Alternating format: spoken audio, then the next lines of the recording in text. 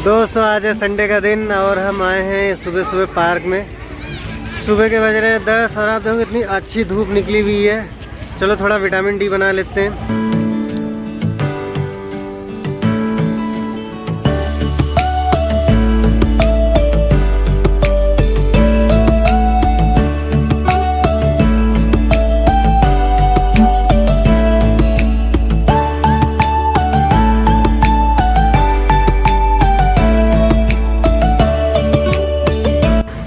दोस्तों गवर्नमेंट ने ये जितने भी झूले लगवाए हुए हैं ये भी बहुत सही है। जिम जाने की ज़रूरत नहीं है। कोरोना में आप आओ, बेसिक एक्सरसाइजेस तो आपकी हो ही जाती है।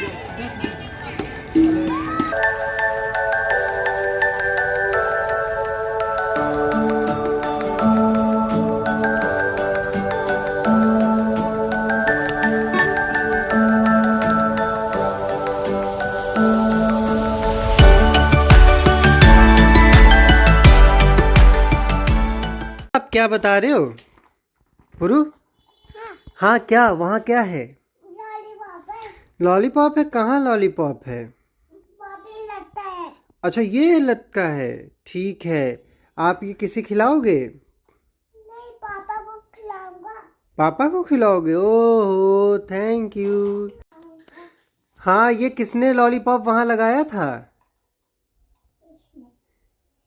Hello guys, I am your host and दोस्त Narendra Tiwari and welcome my channel Narendra paradise. तो दोस्तों बस संडे की दोपहर हो रही है। आज बहुत सारे छुट्टी वाले दिन भी बहुत सारे काम होते हैं। मुझे इन सारे प्लांट्स के जो है वाटर चेंज करना है। काफ़ी दिन हो गए इनका वाटर बदले हुए, 1 हफ्ता होने वाला होगा। चलिए पहले मैं चाय पीता हूँ, चाय पीने के बाद बाकी काम करता हूँ। फिर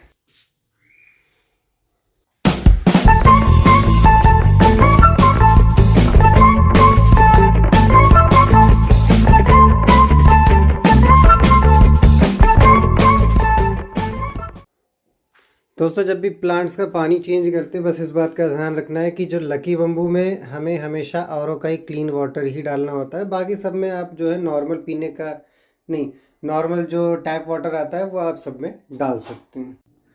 दोस्तों मेरे सारे पौधे नहा करके तैयार हो गए हैं। अब मेरे नहाने का टाइम आ गया है और ये कितने खुश से लग रहे हैं, ऐसा लग रहा है स्माइल कर रहे हैं। ये मेरा हार्टली फिलोडेंड्रॉन, इसमें एक पत्ती जो है ये अंदर से निकल रही है। लेट्स सी होप ये जल्दी बाहर तक आ जाए, वरना इसका कुछ जुगाड़ करना पड़ेगा।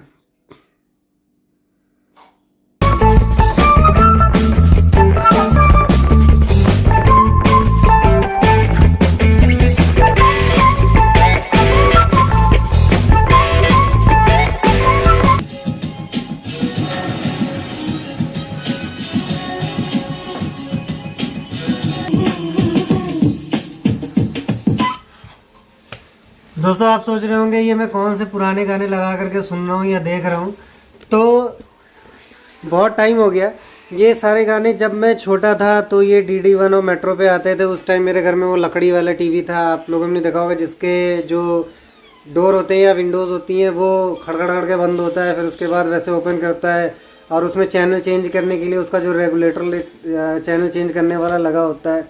वो बात हो रही है, उसमें 10-12 से ज़्यादा चैनल होते नहीं थे और मेनली DD1 और मेट्रो आता था। तो ये सारे गाने मैंने जब भी देखे थे लाइफ में पहले कभी, वो सब ब्लैक एंड वाइट टीवी पे ही देखे थे, कलर टीवी पे मैंने नहीं देखे थे।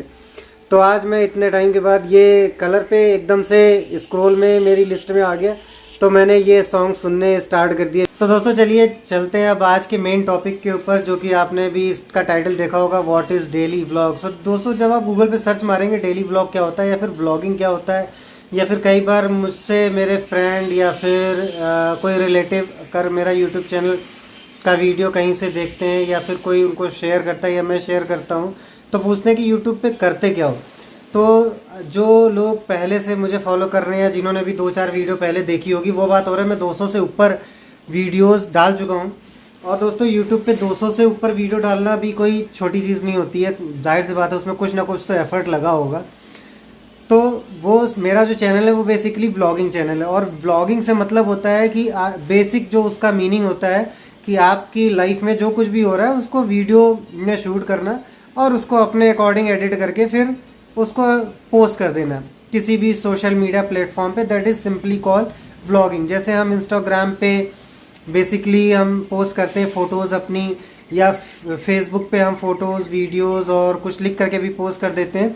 उसी तरीके से व्लॉगिंग का सिंपली मतलब है कि आपका जो भी लाइफ में हो रहा है, आप किसी भी टाइप की वीडियो बना रहे हो, ट्रैवल वीडियो हो गई, लाइफस्टाइल वीडियो हो गई, एजुकेशन से रिलेटेड वीडियो हो गई, उसको बना करके सिंपली कहीं पे भी पोस्ट कर देना, दैट इज़ कॉल्ड व्लॉगिंग।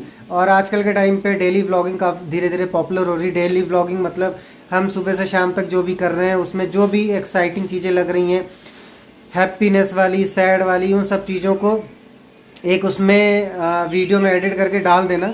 और उसका मेन पर्पस क्या है? वैसे तो बहुत सारे पर्पस हैं, लाइक मॉनेटरी बेनिफिट भी होते हैं कई बार, और कई बार लोग फेमस भी होते हैं। लेकिन उसका जो मेन बेसिक पर्पस जो मुझे समझ में आता है, जो मैं सोच करके अपलोड करता हूँ, कि बाकी कुछ चीज़ें हो ना हो, आज से 10 साल के बाद, 20 साल के बाद या 50 साल के बाद जब भी मैं या मेरे फ्रेंड या फैमिली मेम्बर वो वीडियोस देखेंगे, जिसमें शायद वो भी कभी ना कभी आए होंगे, तो फिर वो एक तरीके से पुरानी यादों का काम करेंगे। हम देख करके खुश हो सकते हैं, दुखी हो सकते हैं, जैसा भी फील होगा उस वीडियो का वैसा हम फील कर सकते हैं। सो दोस्तों, यही होता है डेली व्लॉगिंग का मतलब। आप लोग भी अगर व्लॉग बनाना चाहो तो कोई ज़रूरी नहीं कि आपको प्रोफेशनली एडिटिंग आती हो या फिर मूवी बनाना आता हो। अगर आपको इस चीज़ का शौक़ हो रहा है या फिर आप करना चाहते हो, आप अपना कैमरा उठाओ, जो कि हर एक फ़ोन में अवेलेबल होता है। आपका कोई सा भी फ़ोन हो, Redmi, Realme, Samsung, iPhone, Apple, आप उससे वीडियो शूट करो और उसको एडिट करके सिंपली आप उसको अपने इमोशंस के अकॉर्डिंग आप उसमें म्यूज़िक ऐड करके आप अपने यूट्यूब पे या फिर इंस्टाग्राम पे, टिकटॉक अभी इंडिया में है नहीं, या फिर आप किसी भी सोशल मीडिया प्लेटफॉर्म पे डाल सकते हो। तो दोस्तों, डेली व्लॉगिंग के अलावा ये वीडियो वाइंड अप करने से पहले मैं कुछ चीज़ें और शेयर करना चाहता हूँ जो कि मैंने शेयर नहीं करी। जिन्होंने भी मेरी पिछली वीडियोस देखी है, मैंने एक वीडियो डाली थी जो कि गढ़मुक्तेश्वर से रिलेटेड थी। हालांकि गढ़मुक्तेश्वर में जा नहीं पाया था मैं, गढ़मुक्तेश्वर मुझे जाना था, लेकिन उसका मुझे कुछ आइडिया नहीं था, तो उसके बारे में मैं आपको बता दूँ। उस वीडियो में मैंने केवल आपको ब्रजघाट की आरती दिखाई हुई थी, लेकिन कभी भी आप जो है मुरादाबाद से दिल्ली के बीच में जो हाईवे है वहाँ पे ट्रैवल कर रहे हो, तो वहाँ पर आपको गढ़मुक्तेश्वर और ब्रजघाट दोनों मिलेगा, आप वहाँ पर जा सकते हो। उसकी इम्पोर्टेंस भी मैं आपको बताना चाहूँगा। सबसे पहले तो गढ़मुक्तेश्वर या फिर ब्रजघाट दोनों पास में ही है, लेकिन थोड़ा सा डिस्टेंस है उन दोनों के बीच में। आप जब भी जाओ, मैं रिकमेंड करूँगा आप दोनों जगह पर जाओ। हापुड़ में ये पड़ता है 80 किलोमीटर, मुरादाबाद से आपको 80 किलोमीटर दूर पड़ेगा। और गाज़ियाबाद से जब आप मुरादाबाद की तरफ या लखनऊ की तरफ आप जाते हो, तो आपको बस उसके कुछ टाइम के बाद ही आपको ब्रजघाट पड़ जाएगा। ब्रजघाट में भी आप जा सकते हो, और उसके अलावा पास में ही गढ़मुक्तेश्वर पड़ेगा, वहाँ पर भी आप जा सकते हो। गढ़मुक्तेश्वर में आपको मुक्तेश्वर महादेव जी का मंदिर होगा, जिसकी स्थापना जो है भगवान शिव ने करी थी, भगवान परशुराम जी की मदद से। गढ़मुक्तेश्वर में जो मंदिर है वो गंगा से 5 किलोमीटर दूरी पे है। पहले गंगा इसके बिल्कुल मंदिर के जो सीढ़ियाँ थी वहाँ से बहती थी। ये माना जाता है कि कलयुग में हम इंसानों के पापों की वजह से वो गंगा जो है थोड़ी दूर हो गई है। मुक्तेश्वर महादेव जी को का जो मंदिर था उसको डिस्ट्रॉय किया था औरंगज़ेब ने, क्योंकि औरंगज़ेब के बारे में बहुत सारी कहानियाँ आप लोगों ने सुनी होगी। उन्होंने किस तरीके से दूसरे धर्म के अनुयायियों को परेशान किया था अपने शासनकाल में, जो कि बाद में जब मराठाओं का राज हुआ था, क्योंकि अंग्रेज़ों से आने से पहले मराठा लोग, जो पूरा हमारा भारतवर्ष था वो मराठाओं के अधीन आ गया था। मराठाओं ने स्वराज्य की स्थापना करी थी, तो उन्होंने यहाँ गढ़मुक्तेश्वर में ही जो मुक्तेश्वर महादेव मंदिर था उसकी स्थापना फिर से मराठाओं ने करी थी। तो अपने देश में पुष्कर के अलावा अगर ब्रह्मा जी की मूर्ति कहीं पे स्थापित है तो वो गढ़मुक्तेश्वर में ही स्थापित है, आप वहाँ पर जाकर के दर्शन कर सकते हो। और दोस्तों, ब्रजघाट के बारे में बताना चाहूँगा। आप लोगों ने हरिद्वार के बारे में तो सुना ही होगा, तो हरिद्वार का जितना महत्व है उतना ही ब्रजघाट का भी महत्व है।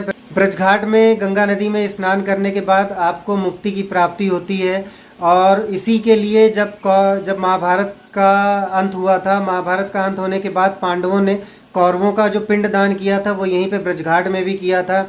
उसके अलावा जो जय विजय थे, जय विजय को भी मुक्ति यहीं पर मिली थी। आपने भी सुना होगा, जय विजय को श्राप मिला था, फिर उन्होंने जो है 3 जन्म लिए थे, चाहे वो रावण का जन्म हो, चाहे वो कंस का जन्म हो। उसके अलावा दोस्तों, जैसा कि हमारे जो दिल्ली एनसीआर के दोस्त होंगे उन्होंने हमारे केजरीवाल जी का तो बहुत बार ये उपदेश सुना होगा कि वो दिल्ली को लंदन बना देंगे, या फिर दिल्ली में जो यमुना नदी बहती है उसके इस किनारे रिजॉर्ट होंगे, और दूसरी तरफ जो है वो तालाब होंगे जिसमें लोग नहा रहे होंगे, जिसमें अमीर गरीब सब लोग नहा रहे होंगे, वो तो पता नहीं कब हो पाएगा। हर बार चुनाव से पहले वो कहते हैं, लेकिन जब आप ब्रजघाट जाओगे वहाँ पर जो मोदी गवर्नमेंट है उनका नमामि गंगे प्रोजेक्ट चल रहा है, और उस प्रोजेक्ट की वजह से जो गंगा नदी है बहुत साफ़ हुई है।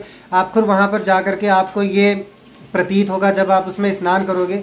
हाँ, हो सकता है घर के पानी जितनी साफ़ ना दिखे, लेकिन जब वहाँ पे दुकानदार हैं, जो वहाँ पे नाविक हैं, उनसे जब आप पूछोगे कि आज से 10 साल पहले वहाँ की हालत कैसी थी, 10 साल पहले वहाँ की हालत बिल्कुल गंदे नाले जैसी हो रखी थी। नमामि गंगे प्रोजेक्ट की वजह से जो नदियाँ हैं हमारे भारत देश की, स्पेशली ब्रजघाट के बारे में मैं बताऊँ तो बहुत साफ़ है। और अगर आप वहाँ पर जा रहे हो, मैं जब गया था मैं नहा नहीं पाया था क्योंकि मेरी तबीयत भी उस दिन ख़राब थी और मैं शाम को भी गया था, तो इस वजह से मैंने स्नान नहीं किया था। नेक्स्ट टाइम मैं जब भी जाऊंगा, अगर मैं गर्मी में गया या फिर मैं ठंड में भी अगर मैं दिन में गया तो मैं स्नान ज़रूर करूंगा। वहाँ का पानी भी आप ला सकते हो।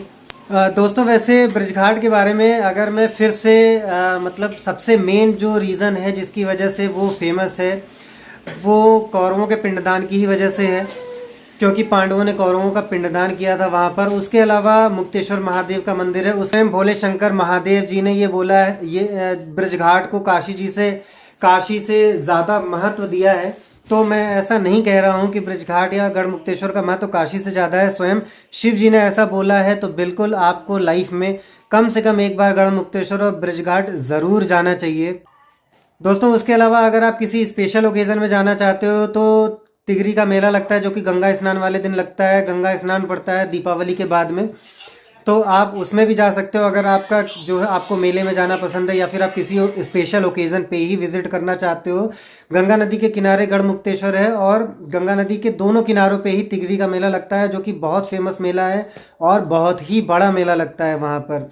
उसके अलावा कार्तिक महीने में भी वहाँ पर मेला लगता है। और दोस्तों, जो तिगरी का मेला लगता है, अगर मान लीजिए आप दूर से आ रहे हो तो भी कोई टेंशन की बात नहीं। तिगरी का मेला कम से कम 10-15 दिन चलता है। बहुत दूर दूर से लोग आते हैं जो वहीं पे टेंट में रहते हैं, वहीं पर खाना बनाते हैं, खाते हैं। तो दोस्तों, ये था गढ़मुक्तेश्वर का मेन महत्व, जो कि मैं पूरी वीडियो बना नहीं पाया था, तो मैं आपको बता नहीं पाया था, तो मैंने अभी कवरअप कर दी। अगर आपने वीडियो नहीं देखी है तो आप जा कर के ज़रूर देखिएगा। उसके अलावा मैं अभी, जैसा कि आपने पिछली वीडियो देखी होगी, मैं सिद्धबली धाम में गया हुआ था। तो सिद्धबली धाम के बाद लैंसडाउन जाने का मेरा प्लान था, लेकिन लैंसडाउन में जा नहीं पाया था क्योंकि काफ़ी टाइम हो गया था। और फिर मुझे वहाँ से जाना था, बिजनौर जाना था अपनी वाइफ की मौसी के यहाँ। लेकिन जब भी आप सिद्धबली जाओगे, अगर आप लैंसडाउन जाने का आपका प्लान नहीं भी है, तो सिद्धबली से करीब 9-10 किलोमीटर आगे आपको एक माता जी का मंदिर मिलेगा, जो कि बहुत ही फेमस है उस एरिया में, और उसका भी बहुत ही महत्व है।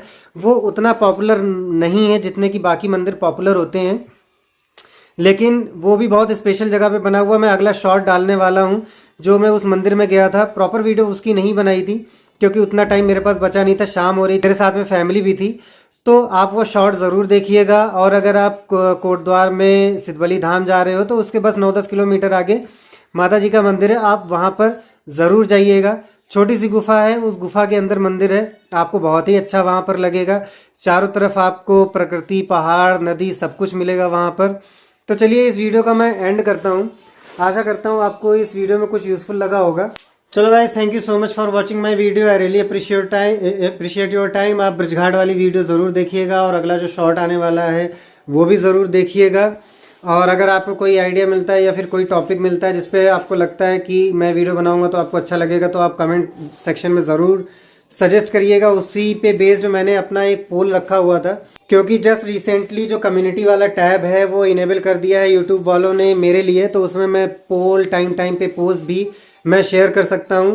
और दोस्तों, अगर आपने सब्सक्राइब नहीं किया तो सब्सक्राइब ज़रूर कर लीजिएगा, क्योंकि 1000 सब्सक्राइबर होने के बाद फिर मुझे 4000 घंटे की रेस में मुझे दौड़ना होगा। ये दोनों चीज़ें हो जाएंगी तभी मेरा चैनल मोनेटाइज हो पाएगा। मोनेटाइजेशन होने के बाद ही मेरे को डबल मोटिवेशन मिल पाएगा और बेटर वीडियोज़ बनाने के लिए और बेटर कंटेंट आपको देने के लिए। तो चलो, thank you so much guys for watching my video. मिलते हैं अगले व्लॉग में।